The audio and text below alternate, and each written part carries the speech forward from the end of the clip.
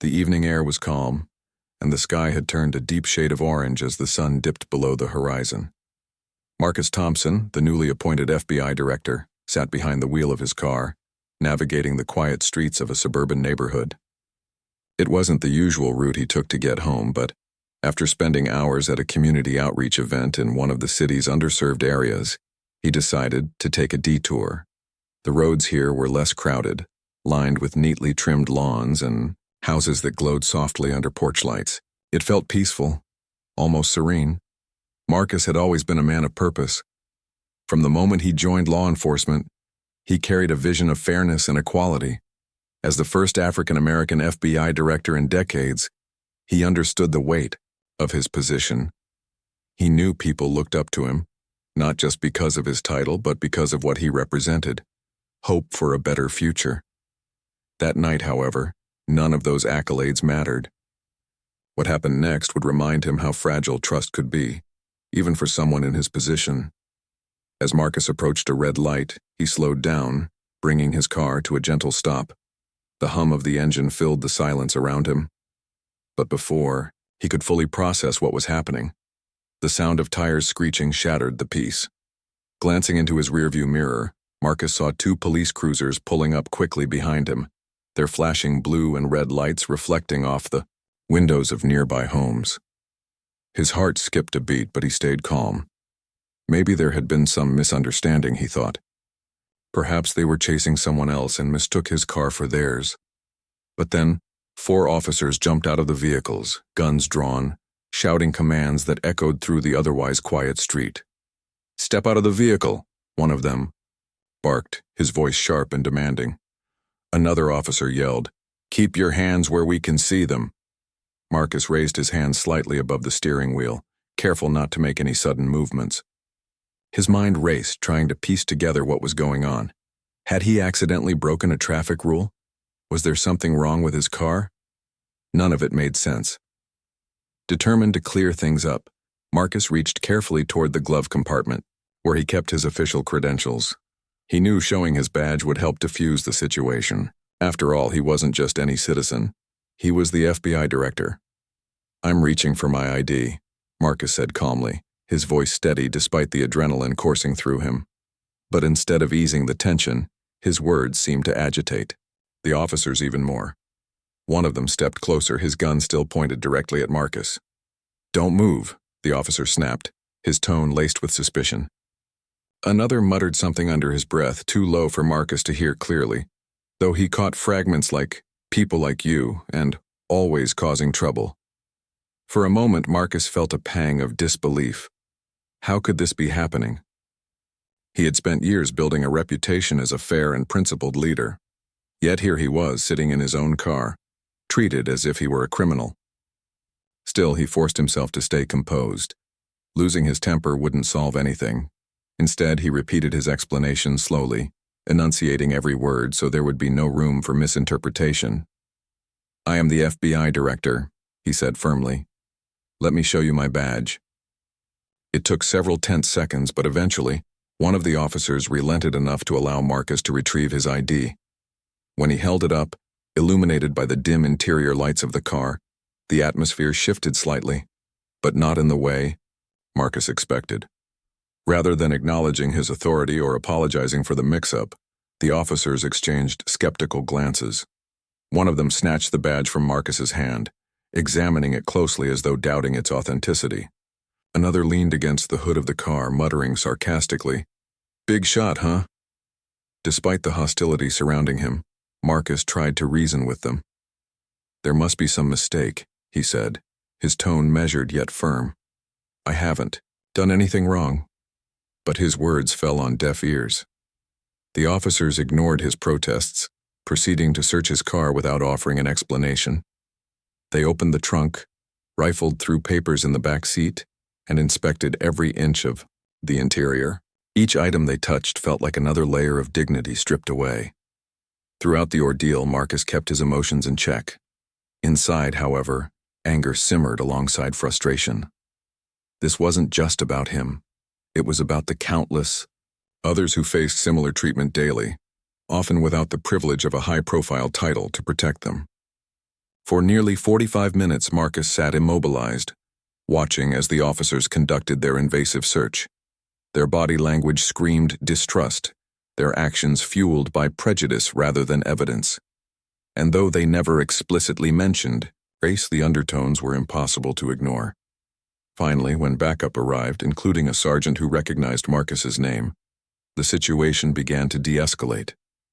The sergeant immediately ordered the other officers to stand down, though not without casting a disapproving glance in their direction.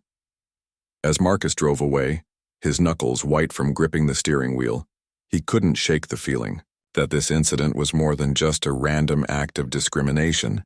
It was symbolic of a much larger problem, a system plagued by bias and fear, unwilling to confront its own flaws.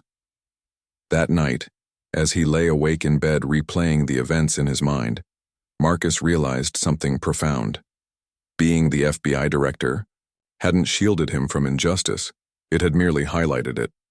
And now, burdened by the weight of what he'd experienced, he knew he couldn't let it slide. This wasn't just his story. It belonged to everyone who had ever been judged not by their character, but by the color of their skin. Whatever came next, Marcus vowed to use his platform to shine a light on the darkness and fight for a world where no one else would have to endure what he had that evening. The morning after the incident, Marcus woke up feeling as though he hadn't slept at all. His body was heavy with exhaustion, but his mind buzzed with restless energy. The events of the previous night replayed in his head like a broken record. Every shout, every suspicious glance, every moment of humiliation burned vividly into his memory. He knew he couldn't let it go. This wasn't just about him. It was about something much bigger. It was about exposing the truth and holding people accountable, even if doing so came at a personal cost. As he prepared for work, Marcus stared at himself in the mirror. The man looking back at him seemed tired but determined. He had spent years building a reputation as a fair and principled leader, someone who believed in justice above all else. Now, faced with an injustice of his own, he felt compelled to act, not out of anger or revenge, but because silence would only perpetuate the cycle of fear and discrimination that so many others endured daily. When Marcus arrived at FBI headquarters, whispers rippled through the corridors. Word of what had happened the night before had already spread, thanks to a few officers who were present during the incident and couldn't resist sharing the dramatic story. Some colleagues approached Marcus cautiously, offering sympathetic words or asking if he was okay. Others avoided eye contact altogether, clearly uncomfortable with the implications of what had transpired. Marcus appreciated the concern from those who cared, but he didn't have time to dwell on their reactions. He needed to focus on what came next. By mid-morning, Marcus called an emergency meeting with his closest advisors. These were people he trusted implicitly, men and women who shared his vision for reforming law enforcement and addressing systemic issues within the system.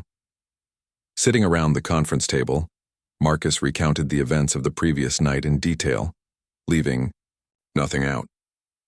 He described how the officers had treated him, their dismissive attitudes, and the blatant disregard for his authority.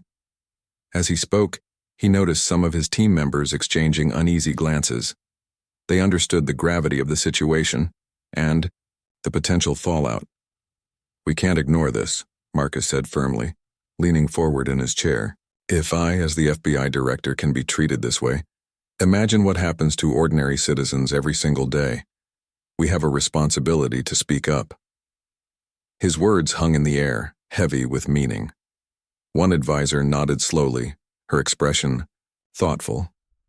"You're right," she said, "but you also know this won't be easy. People don't like being called out for their biases, especially when it comes to law enforcement. There will be pushback." Marcus sighed, rubbing his temples. He knew she was right.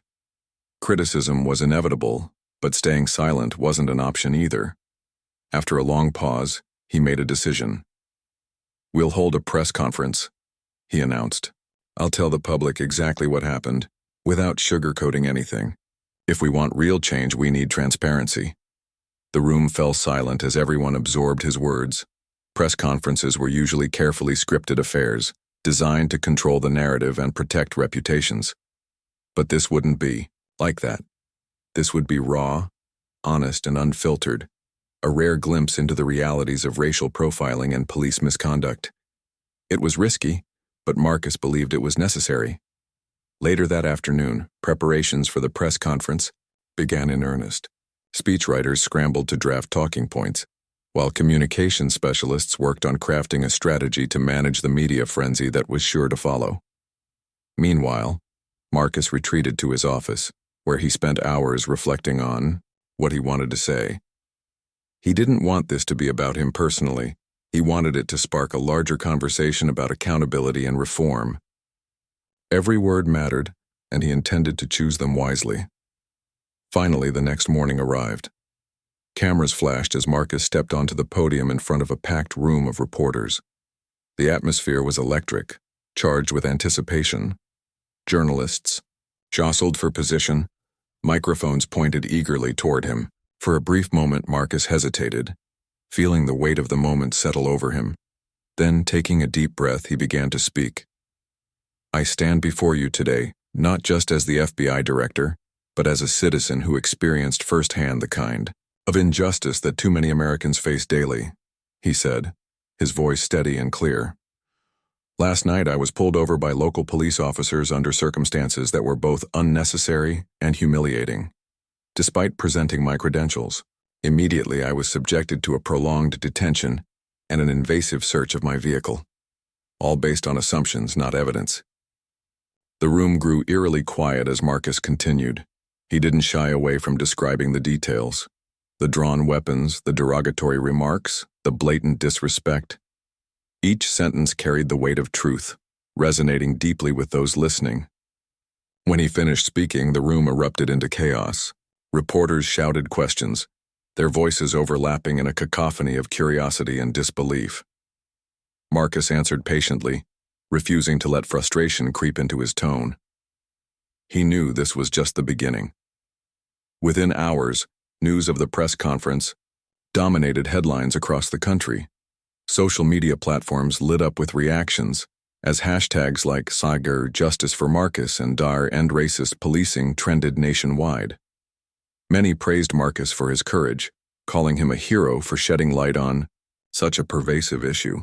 Communities of color, in particular, rallied behind him, sharing their own stories of mistreatment at the hands of law enforcement. For the first time in years, it felt as though the nation was having a genuine conversation about race and policing. But not everyone applauded Marcus's actions.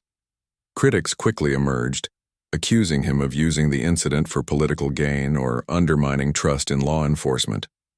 Conservative commentators labeled him divisive, claiming his speech only served to deepen existing tensions between police officers and the public.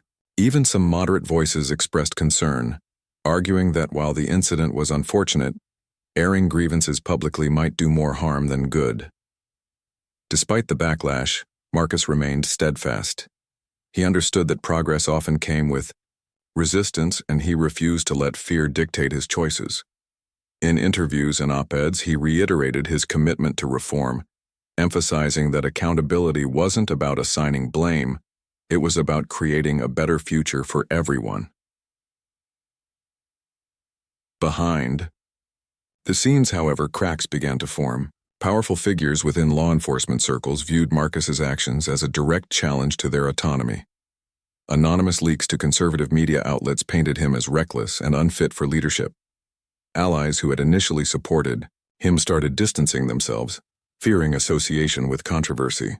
Whispers of dissatisfaction reached the highest levels of government, where influential stakeholders debated whether Marcus could continue leading the FBI effectively, or at all.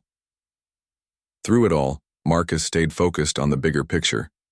He knew the road ahead would be difficult, but he also knew that true change required sacrifice. Whether or not he kept his position, he vowed to keep fighting, for justice, for equality, and for a world where no one else would have to endure what he had that fateful night. The days following Marcus's press conference felt like a whirlwind. Public support poured in from all corners of the country, but so did criticism and resistance. For every person who praised him as a champion of justice, There was another, accusing him of stirring division or playing the victim. The nation seemed split down the middle, with debates raging on television panels, social media threads, and dinner tables alike. Marcus found himself at the center of it all, a reluctant lightning rod for conversations about race, power, and accountability. Each morning began with a flood of emails and messages. Many came from ordinary citizens sharing their own stories of discrimination or expressing gratitude for his courage. One email stood out to Marcus. It was from a young woman named Elena, whose brother had been wrongfully detained by police just weeks earlier. "Your story gives me hope," she wrote. "It makes me believe that someone in power might actually care enough to listen." Reading those words reminded Marcus why he had spoken up in the first place. But alongside these heartfelt notes were angry letters filled with accusations and threats. Some accused him of exaggerating the incident, while others dismissed it entirely, claiming he deserved what happened because of where he chose to drive. Despite the mixed reactions, Marcus continued to push forward. He gave interviews to major news outlets, carefully articulating his perspective without resorting to bitterness or defensiveness. In each appearance, he framed the issue not as an attack on individual officers, but as a systemic problem requiring collective solutions. "This isn't about one bad apple," he said during a live segment on a popular morning show. "It's about addressing the root causes, the biases, the lack of training, the culture of impunity that allow such incidents to happen again and again." His calm demeanor and thoughtful responses earned him respect among moderates and progressives, but they also infuriated his detractors. Critics argued that Marcus was using his platform to grandstand, painting him as someone more interested in headlines than in genuine reform. Conservative pundits seized on this narrative, amplifying it across their networks. Clips of Marcus speaking passionately about racial profiling were juxtaposed with sound bites from police union leaders defending their members, creating a polarizing spectacle that dominated airwaves for days. Behind closed doors, however, the pressure mounted. Powerful figures within law enforcement circles viewed Marcus's actions as a direct challenge to their authority. Anonymous leaks to conservative media outlets painted him as reckless and divisive, suggesting that his focus on racial bias undermined morale among rank-and-file officers. These whispers reached the highest levels of government, including key advisors to the president. Meetings were held in hushed tones, with influential stakeholders debating whether Marcus could continue leading the FBI effectively, or if his presence was too much of a liability. One evening, after a particularly grueling day of meetings and interviews, Marcus sat alone in his office, staring at the city skyline through the large window behind his desk. The lights twinkling below seemed distant, almost unreachable. He thought about the weight of expectation pressing down on him, not just from the public, but from history itself. Would his efforts lead to meaningful change, or would they fade away once the news cycle moved on? Just then, his phone buzzed. On the desk, it was a text from his wife, Rachel. "How are you holding up?" Her simple question brought a lump to his throat. They had been married for over 2 decades, and she had always been his rock during tough times. Yet even she couldn't shield him from the growing storm around him. He typed back quickly. "I'm okay. Just thinking," Rachel called moments later. "You don't sound okay," she said gently. "Marcus, I know you're trying to do the right thing, but don't let them wear you down. You've already done so much." Her words brought a small measure of comfort, but they couldn't erase the reality of what was happening. Allies who had initially supported Marcus began distancing themselves, fearing association with controversy. Colleagues avoided eye contact in hallways, and some even questioned his judgment in private conversations. One senior official pulled him aside after a meeting, offering thinly veiled advice. "Maybe it's time to dial it back a bit, Marcus. Let things cool off before you make any more waves." Marcus nodded politely, though inwardly he bristled at the suggestion. Dialing it back wasn't an option, not when people were counting on him to keep fighting. He knew that stepping back now would send the wrong message, implying that he valued his position more than the principles he stood for. Still, the isolation weighed heavily on him. For the first time in his career, he felt truly alone. Meanwhile, The media circus showed no signs of slowing down. Talk shows debated whether Marcus's actions constituted bravery or recklessness. Late-night comedians cracked jokes about the FBI director getting pulled over, turning a serious issue into entertainment. Even well-meaning supporters sometimes missed the point, reducing the incident to a punchline or a hashtag without fully grappling with its implications. Through it all, Marcus remained focused on the bigger picture. He spent hours poring over data and research, looking for ways to translate public outrage into tangible reforms. He met with civil rights organizations, community leaders, and academics, seeking input on how to address systemic racism within law enforcement. Together, they drafted proposals for improved training programs, increased accountability measures, and better communication between police departments and the communities they served. But no matter how hard he worked, Marcus couldn't ignore the growing sense that forces beyond his control were working against him. Rumors swirled about potential investigations into his conduct, fueled by anonymous sources within law enforcement agencies. Opponents seized on minor details, twisting them to cast doubt on his integrity. A photo of Marcus leaving the scene of the traffic stop surfaced online, accompanied by misleading captions implying he had acted aggressively toward the officers involved. Though fact-checkers quickly debunked the claims, the damage was done. Perception often mattered more than truth. Then came the final blow. On a crisp autumn morning, Marcus received a call summoning him to an urgent meeting at the White House. As he walked into the Oval Office, flanked by aides and advisors, he noticed the somber expressions on everyone's faces. The president greeted him cordially but wasted no time getting to the point. "Marcus," the president began, his tone measured yet firm, "you've done incredible work during your tenure as FBI director, but recent events have created complications. There's been a loss of confidence in your leadership both internally and externally. After careful consideration, we've decided it's best for you to step down." The words hit Marcus like a punch to the gut. He had anticipated pushback, but this was different. This was betrayal, plain and simple. For years, he had dedicated his life to serving his country, only to be discarded when it became politically expedient. Still, he managed to maintain his composure, nodding slightly as the president continued explaining the decision. When the meeting ended, Marcus stepped outside, blinking in the bright sunlight. Reporters stationed outside the White House spotted him immediately rushing forward with cameras and microphones. Questions flew at him from all directions. "Director Thompson, is it true you've been fired? What will you do next? Do you think this is fair?" For a moment, Marcus considered ignoring them, climbing into his car and driving away. But something stopped him. Instead, he turned to face the crowd, his expression calm but resolute. "Yes," he said simply. "I have been asked to step down, and while I disagree with the reasoning behind this decision, I respect the process. However, let me be clear. My fight for justice does not end here. If my firing forces this country to confront its demons, then I consider it a victory. This fight is far from over." With that, he walked to his car, leaving behind a stunned Seaga. The days following Marcus's dismissal unfolded like a storm. The news of his firing spread rapidly, dominating headlines and sparking heated debates across the nation. To many, it felt like a betrayal, a stark reminder that speaking truth to power often came with consequences. For Marcus, however, the moment was bittersweet.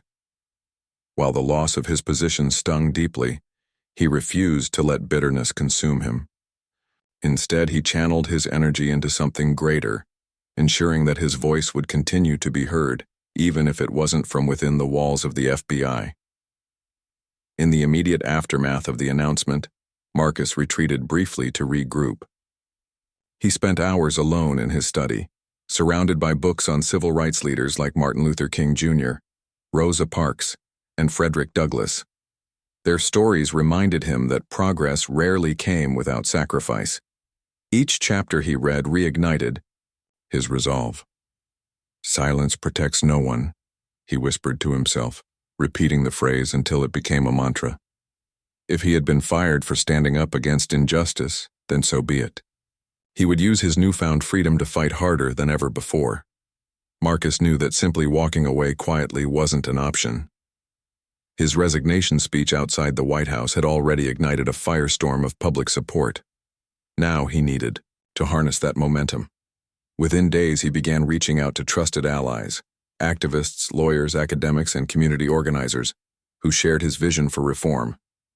Together, they brainstormed ways to turn his personal ordeal into a catalyst for systemic change. One idea quickly gained traction: launching a non-profit organization dedicated to bridging the gap between marginalized communities and law enforcement. The concept was simple yet powerful. The nonprofit would focus on 3 key areas: education, advocacy, and accountability. Through workshops and training programs, it would educate police officers on implicit bias and cultural sensitivity. It would also provide resources for citizens, teaching them how to navigate interactions with law enforcement safely and effectively.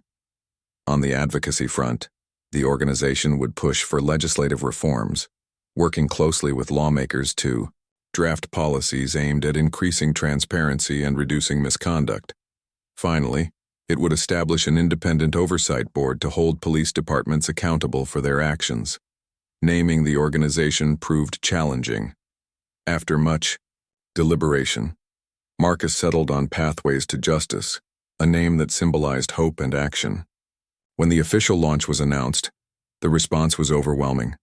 Donations poured in from individuals and organizations eager to support the cause. Volunteers signed up by the hundreds, offering their time and expertise. Even some former critics softened their stance, acknowledging the importance of addressing the issues Marcus had highlighted. As Pathways to Justice gained momentum, Marcus threw himself into the work with relentless passion. He traveled across the country, speaking at town halls, universities, and community centers. His speeches were raw and honest, drawing not only on his own experience, but also on the countless stories people had shared with him since his press conference. In Detroit, a mother tearfully recounted how her teenage son had been stopped repeatedly by police simply for walking home from school. In Houston, a retired officer confessed that he had once turned a blind eye to misconduct within his department because he feared retaliation. In Los Angeles, a group of young activists presented Marcus with petitions demanding accountability in cases of police brutality. Each story fueled Marcus's determination. He realized that while his own experience had been painful, it paled in comparison to what so many others endured daily. His platform gave him a unique opportunity to amplify those voices, to bring attention to the struggles that often went unnoticed or ignored.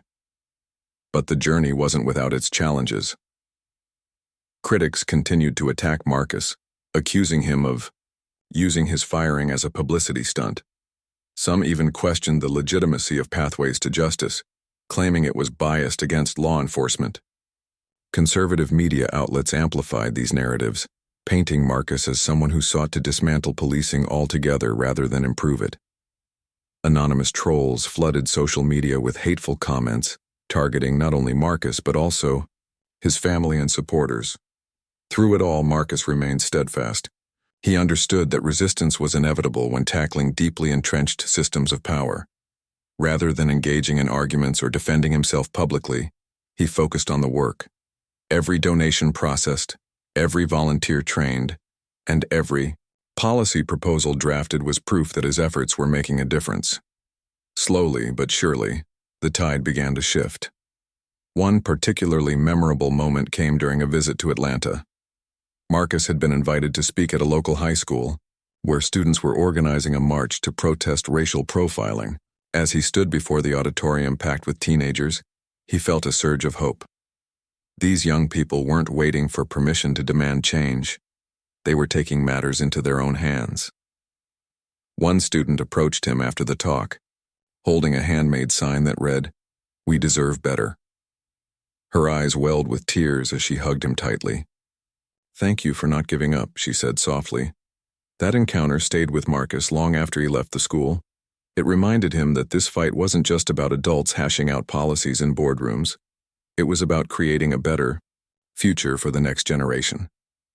For every cynical comment or dismissive critique, there were moments like this that reaffirmed his purpose. Back home, Rachel noticed a change in her husband. The weight of his dismissal still lingered, but it no longer seemed to crush him. Instead, he carried it like armor, using it to shield himself from negativity while staying focused on the mission ahead. She often found him late at night, hunched, over his laptop, drafting proposals or responding to emails from supporters. Though she worried about the toll it might take on his health, she couldn't deny the spark in his eyes, a glimmer of hope that hadn't been there before. By the end of the year, Pathways to Justice had made significant strides. Several cities had adopted pilot programs based on the organization's recommendations, including body camera mandates and civilian review boards.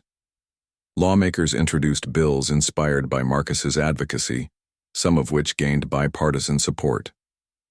Meanwhile, grassroots movements inspired by his story sprang up nationwide, adopting slogans like "Accountability starts now" and "Justice without fear." Despite the progress, Marcus knew the road ahead would be long. Systemic change didn't happen overnight and setbacks were inevitable, but he also knew that every small victory mattered. Whether it was convincing one officer to rethink their biases or helping one family find closure after years of seeking justice, each step forward brought them closer to a world where fairness prevailed over fear. One evening, as Marcus sat on his porch watching the sunset, he reflected on everything that had happened. From the humiliating traffic stop to the loss of his job, the journey had been anything but easy. Yet through it all, he had discovered something profound. True leadership wasn't about titles or positions, it was about courage. Courage to stand up when others stayed silent. Courage to keep fighting when the odds seemed insurmountable. And most importantly, courage to believe that change was possible, even when it felt distant. As the sky darkened and stars began to twinkle, above, Marcus smiled faintly. He didn't know what the future held, but one thing was certain: his fight for justice was far from over. Years passed, and Marcus Thompson's name became synonymous with resilience and integrity. Though he no longer held the title of FBI director, his influence reached far beyond what anyone could have imagined on that fateful night when he was pulled over. What had started as a personal ordeal transformed into a national movement, one that inspired countless individuals to confront uncomfortable truths about race, power, and justice in America. Pathways to Justice grew exponentially, evolving from a grassroots initiative into a cornerstone of reform efforts nationwide. The organization's programs expanded to include mentorship initiatives for young people interested in careers in law enforcement, ensuring that the next generation of officers would be trained with empathy and accountability at the forefront. Partnerships with universities led to groundbreaking research on implicit bias, which was then incorporated into training modules used by police departments across the country. Even skeptical officers who initially resisted the changes began to see value in them, sharing stories of how improved communication strategies helped de-escalate tense situations and build trust within their communities. Marcus himself became a fixture in public discourse. He wrote a best-selling memoir titled "The Night That Changed Everything," detailing not only his experience but also the lessons he learned along the way. The book struck a chord with readers, becoming required reading in schools and discussion groups. It wasn't just his story. It was a call to action, urging people to examine their own biases and take steps toward meaningful change. Documentaries followed, capturing Marcus's journey from humble beginnings to becoming a symbol of hope. One particularly poignant film featured interviews with families whose lives had been touched by Pathways to Justice. A mother tearfully recounted how the organization's advocacy helped secure justice for her son, who had been wrongfully arrested during a traffic stop. Another segment highlighted a former police officer who credited Marcus's work with helping him recognize, and ultimately address, his own prejudices.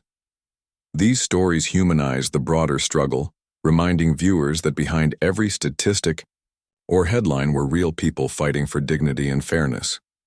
Despite the accolades and recognition, Marcus remained grounded. He often said, "This isn't about me, it's about all of us."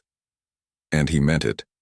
While awards ceremonies celebrated his courage, Marcus spent his days traveling to underserved neighborhoods, listening to residents' concerns, and working alongside local leaders to implement solutions.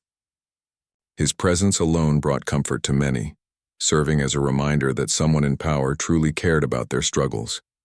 But perhaps the most profound impact of Marcus's work came years later, when legislative reforms inspired by pathways to justice finally began taking hold.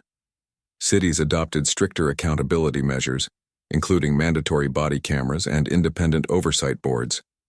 States passed laws requiring comprehensive bias training for all law enforcement personnel. Even federal agencies took notice, implementing policies aimed at fostering greater transparency and community engagement. Though progress was slow and uneven, each victory felt monumental, a testament to the power of perseverance. For Marcus, these milestones weren't just professional achievements. They were deeply personal. They validated the sacrifices he had made, the sleepless nights, the strained relationships, the moments of doubt when he wondered if anything would ever change. But more importantly, they honored the countless others who had shared their stories with him, trusting him to amplify their voices. He often thought back to Elena, the young woman whose brother had been wrongfully detained. Years after their initial exchange, she sent him another email. "Because of you, my brother is free. Thank you for never giving up." As time went on, historians began reflecting on Marcus's legacy. Books chronicled his rise from a small-town boy with big dreams to a leader who dared to challenge the status quo. Scholars debated whether his firing marked a turning point in the fight against systemic racism, noting how it forced the nation to confront uncomfortable realities about its institutions. Regardless of differing opinions, one thing was clear.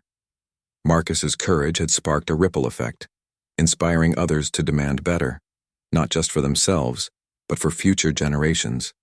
Even amid the praise, Marcus never lost sight of the bigger picture. He understood that while significant strides had been made, the work was far from finished. New challenges emerged, from debates over qualified immunity to tensions between policing practices and civil liberties. But Marcus welcomed these discussions, viewing them as opportunities to continue learning and growing.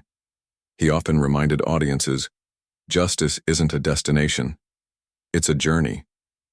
And we must keep moving forward no matter how difficult the path may seem. In quieter moments, Marcus allowed himself to reflect on everything he had endured. The humiliation of that traffic stop still lingered in his memory, but so did the strength he discovered within himself.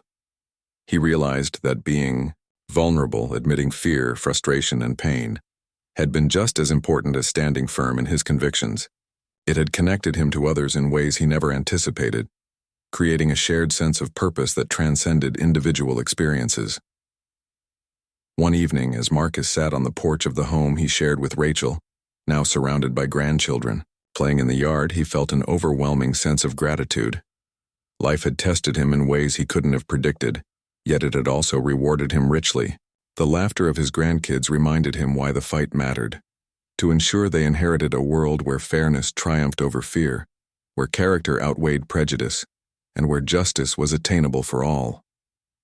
Rachel joined him on the porch, handing him a cup of tea. "You've done good," she said softly, her eyes twinkling with pride. Marcus smiled, savoring the warmth of the moment. "We've done good," he corrected her. "None of this would have been possible without you, and everyone else who stood by me." As the sun dipped below the horizon, casting a golden glow over the landscape, Marcus felt a deep sense of peace. The road ahead would undoubtedly present new challenges, but he knew the foundation had been laid. Seeds of change had been planted, and though growth took time, the signs of progress were undeniable. Marcus leaned back in his chair, closing his eyes for a brief moment. When he opened them again, he gazed at the stars dotting the night sky. Each one seemed to represent a story, a life touched, a voice heard, a dream realized. And in that moment, Marcus knew he had fulfilled his purpose. True justice required more than policy changes or speeches. It demanded unwavering bravery in the face of adversity. And in that regard, Marcus Thompson had already won.